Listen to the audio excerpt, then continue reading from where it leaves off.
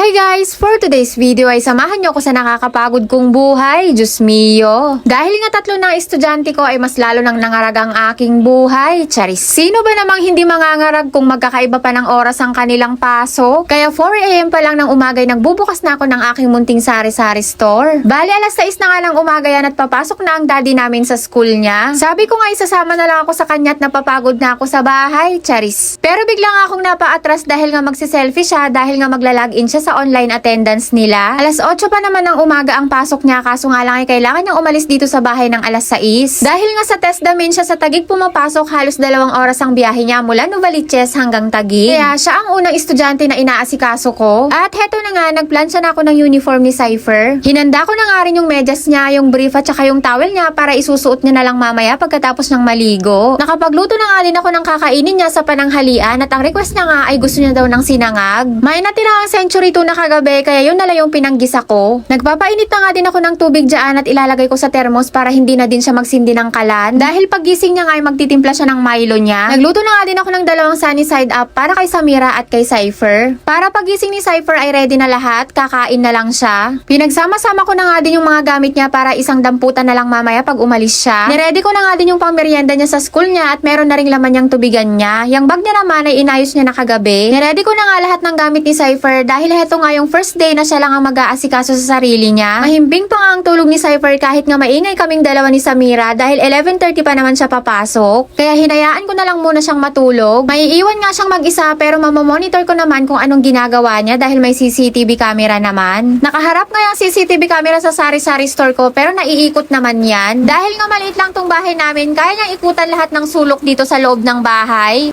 Maiiwan ko na nga din yung mga hugasin ko dahil nga gahol na din sa oras. Pinakain at pinaliguan ko na nga din agad si Samira dyan. Medyo nahirapan nga siyang bumangon dahil ang gising niya talaga sa umaga ay alas 8 or alas 9. Pero buti na lang at hindi naman siya umiiyak kahit na antok pa siya. Hindi nga din ako nahirapang pakainin siya at paliguan dahil nga excited din talaga siya. Bale heto nga ang first day niya na mamimit ang magiging mga kaklase niya. Wala pa naman silang masyadong gagawin ngayon dahil nga mag-e-elect pa lang ng mga officers na mga parents. Pero heto na din talaga ang pinakaunang araw ng pasukan nila. 15 lang naman silang magkakaklase at pili lang sila dahil kailangan 3 years old na pataas yung edad. At isa nga si Samira sa na-invite. Nung una nga ay parang ayoko pa siyang papasukin dahil nga 3 years old pa lang naman siya. At lalo na nga akong magiging busy dahil nga may sari-sari store din ako at 3 oras din yung klase nila. Pero nung huli ay pumayag na din ako at sabi ko pagtsatsagaan ko na lang para malibang naman siya dahil nga wala din siyang kalaro dito sa bahay. Lagi lang siyang mag-isa. Lalo na pag inaasikaso ko nga yung sari-sari store ko at gumagawa ko ng mga gawaing bahay, hinahayaan ko lang talaga siya na mag-isa maglaro. At ayan nga si Samira at panayang hikab. Pero wala kang maririnig na reklamo sa kanya dahil excited din talaga siya. Dahil nga nung una pa lang ay tinanong ko na siya agad kung gusto niya na rin talaga pumasok sa school at yes talaga agad ang sagot niya. At ayan nga, kitang-kita sa mukha niya talagang excitement. At may pababay pa nga. Pagkatapos nga namin gumayak ni Samira ay gumising na din ang kuya Cypher namin. Nagtimpla nga siya agad ng mainit na inumin niya at meron pa namang tinapay at meron ding uwi si daddy niya kagabi na kasaba cake. At heto na nga at paalis na kami ni Samira. Tubig, pagkain at pampalit nga lang na damit ang dala muna namin ngayon dahil wala pa naman silang gagawin. Malapit lang din naman yung school niya pero sabi ko sumakay muna siya sa bike niya dahil nga sobrang antok na antok siya. Naawa naman ako sa kanya para hindi siya maglakad. Sobrang hinhin pa naman ni Samira kumilos, baka bukas na kami makarating pag paglalakarin ko pa siya. Mga 5 minutes nga lang nalakaran, nandito na din kami agad. At kung mapapansin nyo nga ay nagsisitakipan nga ng tenga yung mga ibang bata dahil nga maingay, ginagawa yung kalsada. Sa ngayon nga ay mga nakaupo pa lang sila at yung mga lamesa nila ay hindi pa na ilalagay. Hindi pa nga din masyado ready itong magiging place nila dahil nga yung mga ibang gamit ay manggagaling pa sa barangay. Heto nga si Teacher Hazel at sinabihan ng mga bata na tumayo at magdasal muna bago magsimula. Natutuwa nga ako tignan si Samira dahil nga para siyang nagtataka sa paligid dahil nga ngayon lang siya nagkaroon ng maraming kasamang bata. Pagkatapos nga nilang magdasal ay nagsimula ng magpaliwanag si teacher. Lahat kasi ng magiging estudyante niya ay magkakaroon ng benefits galing sa Quezon City Hall. Hindi pa naman niya daw masabi ngayon kung ano talaga ang matatanggap ng mga bata. Pero pwedeng mga school supplies at mga snacks at pangmerienda ng mga bata.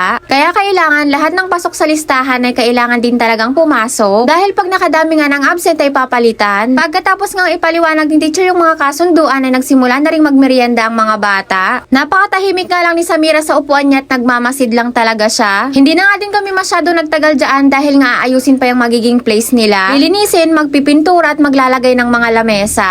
Pag uwi nga namin ni Samira sa bahay ay nakabihis na ang kuya namin at nagpapapogi na, aba. Syempre pagdating ko nga yung dami kong tinatanong sa kanya kung nakapag-toothbrush ba siya, nakakain ba siya ng madami, Diyos mio. Maya-maya nga lang ay umalis na din siya agad dahil nga malilate na daw siya. Hinatid ko na nga lang siya hanggang gate. Sabi ko nga ay magpayong siya pero sabi niya ay hindi na daw at hindi naman maaraw. At nang mawala na nga siya sa paningin ko ay agad na din akong umuwi sa bahay. Pagbalik ko nga ay nagulat ako at bagsak naman na si Samira, nakatulog agad. Buti nga at nabihisan ko na siya bago siya makatulog. Habang tulog nga si Samira yung mga hugasin naman ang inasikaso ko. Dinamay ko na nga ding linisin tong kalan namin at nanlalagkit na sa mga mantikang natalsik. Nagpunas-punas na nga din ako ng kaunti para naman kahit paano ay malinisan. Dinamay ko na nga din yung patungan ng kaldero dahil nga punong-puno na ng tulo ng kinulo ng sinaing. Nilinisan ko na nga din yung lababo namin dahil nga malagkit-lagkit na at hindi na nababrush. Diyos mio, feeling ko nga heto na ang araw na wala na talaga akong ipapahinga. Gabi na lang siguro pag matutulog. Kinahaponan naman ay pumunta ako saglit sa talipapa para bumili ng gulay. May konti pa kasi akong giniling sa rep at maghahanap na lang ako ng gulay na igigisa at yun na lang ang isasahog ko.